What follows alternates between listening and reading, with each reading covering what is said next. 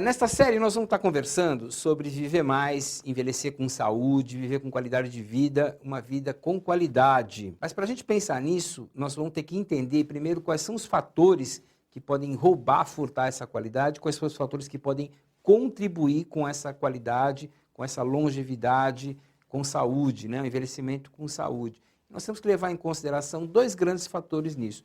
Tudo aquilo que a gente pensa e tudo aquilo que o nosso corpo é. Esses dois fatores, a mente e o corpo, vão estar influenciando o tempo todo na nossa capacidade de viver mais e viver melhor. Para a gente entender melhor, né, essa história toda, vamos parar para pensar numa historinha aqui, numa metáfora. Vamos pensar num carro, esse que você vê na rua. Você compra um carro, quanto tempo esse carro deve durar? Depende. Depende de como qual é o fabricante, depende de como ele foi fabricado, depende do combustível que você usa, depende das condições de estrada, depende do teu modo de dirigir esse carro, depende das condições de tempo, tá mais chuva, mais seco, mais sol, mais frio. E depende de não vir um maluco, uma maluca por aí e bater no seu carro, que acaba diminuindo o tempo de vida dele, né? Então são vários os fatores que podem estar contribuindo para um carro ter mais tempo de vida. E assim também é com a gente. Esses diversos fatores que podem estar contribuindo para que você viva mais ou você viva menos, eles podem ser agrupados em um grande conceito, melhor dizendo, um único conceito, o conceito de equilíbrio.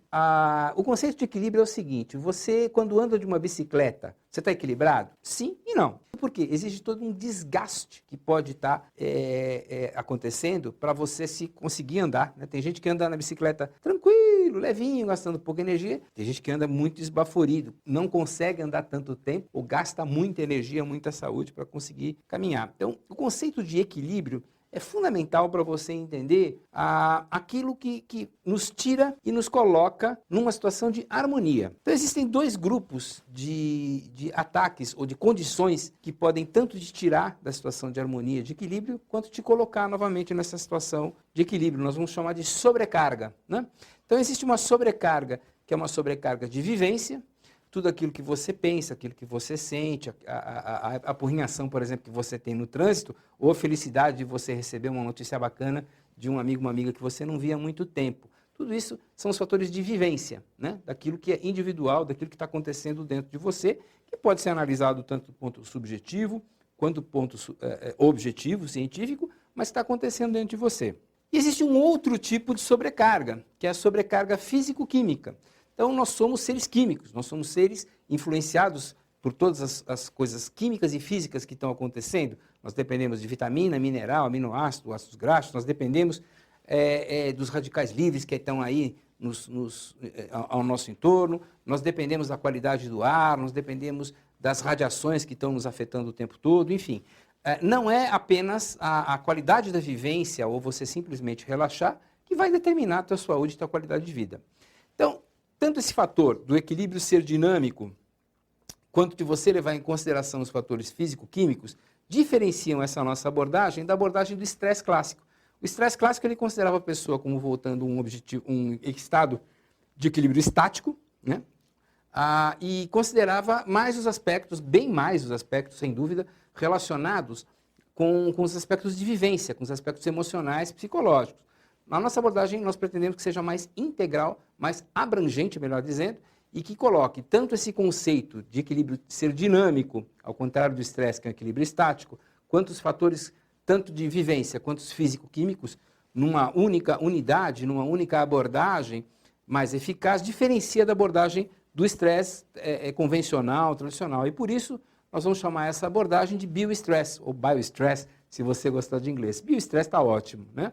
Então, nessa série, nós vamos estar abordando toda a questão do viver com saúde, do adoecimento, do viver com qualidade de vida, da felicidade, sobre esse aspecto do bioestresse, né? Do equilíbrio ser dinâmico e está influenciado por fatores tanto de vivência, emocionais, quanto de físico-químicos. Quando se trata de bioestresse, um fator importante são as emoções, né? A emoção, aquilo que você sente a respeito de alguma coisa, ela afeta diretamente o seu corpo. Vou fazer uma experiência muito rápida aqui que talvez você até já conheça. Experimenta pensar o seguinte: eu estou com uma fatia aqui de limão, tá? Peguei um pedaço de limão aqui, cortei o limão, espremi aqui na minha boca, ó. Caiu aqui. Está caindo limão na minha boca, está caindo na sua também.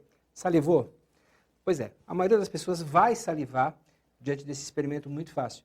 Está aí comprovado rapidamente a influência da mente sobre o corpo. Quer dizer, bastou você imaginar gotas de limão, e eu vou parar de imaginar porque eu já estou salivando e não vou conseguir gravar direito, mas você imaginou que está caindo limão aqui e você começa a salivar.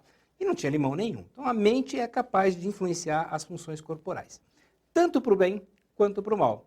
Então nós vamos estar explorando 3 tipos de emoção básicas que podem te prejudicar, que podem gerar doenças.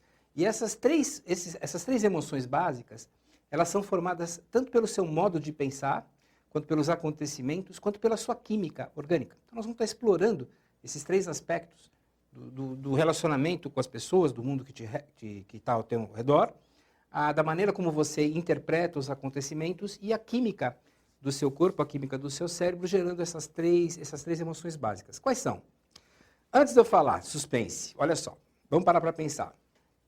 Vamos imaginar o seguinte, você passa por uma situação, qualquer situação. Você entra num elevador, ou você está no trânsito, você está atendendo um cliente, você está almoçando, não importa. Chega, de repente, algum tipo de informação para você, né? Essa informação, ela passa muito rapidamente por 2 níveis, por 2 tipos de circuito dentro do seu cérebro. 2. O primeiro desses circuitos, ele é muito rápido e ele é praticamente inconsciente. Você nem chega a tomar consciência. A grande pergunta que o seu cérebro faz é o seguinte, isso é perigoso ou isso não é perigoso? Então, antes mesmo de você entender o que está acontecendo, seu cérebro já decidiu. Não apenas isso, como uma série de outras coisas, mas grande parte das decisões que nós tomamos são feitas pelo cérebro em áreas muito dentro, muito primitivas, muito profundas do cérebro, sendo que essas áreas tomam a decisão por você. Então, se você teve um aprendizado no passado, né? Ou se você tem uma memória fisiológica, você já nasceu com um determinado tipo de informação, você simplesmente reage sem tomar consciência. Nós compartilhamos com diversos tipos de animais. Cavalo, por exemplo, morre de medo de cobra. Você pegar uma mangueira e passar perto dele, ele sai pulando porque ele pensa, né, ele imagina que é cobra. Ele já nasce assim, essa informação nasce assim. Nós temos também alguns tipos de informação que já são impressas no nosso cérebro. Por exemplo, é muito mais fácil você ter medo de um animal asqueroso, uma barata, um escorpião, do que você ter medo de uma flor, por exemplo, né? Por quê? Porque nós já trazemos como informação biológica, na nossa memória fisiológica, que aqueles bichos são bichos perigosos, que eles são potencialmente venenosos, né? Então, nós já nascemos com essa informação. E nascemos com vários outros tipos de informação. Então, sempre que alguma informação, qualquer coisa, chega diante de você, ela passa por esse grande filtro que a gente chama de cérebro antigo, né? Principalmente, vai um palavrão médico aqui, uma área do cérebro que a gente chama de amígdala cerebral, né? Não é a amígdala da garganta, o cérebro tem amígdalas, né? Então passa por essa área e ele reage muito rapidamente. Depois disso, depois que ele reage, ele dá 3 tipos de interpretação para o fato que está acontecendo. Isso é muito básico, né? Quer dizer, estou resumindo muito, mas são 3 tipos de interpretação. Esses 3 tipos de interpretação, eu costumo dizer que podem ser comparados com o drama da vaca mimosa. O que aconteceu com a vaca mimosa? Pode acontecer 3 coisas, né? A vaca mimosa foi para o brejo. Então, você dá 3 interpretações para a vaca mimosa, dela ter ido para o brejo, né? Guarda a vaca mimosa, guarda o brejo. Então, assim, você para e pensa assim, será que a minha vaca foi para o brejo? Então, você antecipa um problema. Essa antecipação tem um colorido emocional de ansiedade, de medo, de preocupação. Essa é a primeira interpretação que o teu cérebro pode dar para qualquer evento. Será que isso vai acontecer? Será que isso aconteceu? A segunda interpretação é quando você tem certeza que aquilo aconteceu e você fala assim, isso não podia ter acontecido. Como é que a minha vaca mimosa foi parar lá no brejo, né? Quem deixou essa cerca aberta? Ou seja, você dá uma interpretação de frustração, uma interpretação de perda raivosa. Então, o colorido emocional que você vai sentir é de ira, é de raiva, é de grande irritação. Essa é a segunda possibilidade. E a terceira possibilidade é quando você interpreta o fato de maneira como sendo uma perda, de maneira a interpretar como uma perda mesmo, né? Como é que a minha vaca mimosa foi parar naquele brejo? Me fala. E agora, como é que eu vou fazer para recuperar meu dinheiro? Enfim, né? Essa interpretação de perda tem um colorido emocional de tristeza, de depressão, né? Então, essas 3 interpretações básicas, muito primárias aqui, que eu dei um resumo bastante operacional para você poder utilizar no teu dia a dia, ele é influenciado pelo seu modo de ser, pela sua genética, ele é influenciado pela química do seu cérebro, ele é influenciado pela relação que você tem com as pessoas, ele é influenciado pelo modo como você conversa com você mesmo, enfim, tem vários fatores. E esses 3, por que eu estou destacando tanto isso? Primeiro porque esses fatores nos apurrinham muito, né? A ansiedade excessiva é um problema, a raiva excessiva é um problema, a tristeza excessiva é um problema. E cada um desses fatores está relacionado com tipos de doenças. Então, a partir de agora, nós vamos ver essas 3 interpretações, esses 3 coloridos emocionais, tudo aquilo que pode estar piorando, agravando e o que você pode estar fazendo de maneira bem prática. Muito obrigado.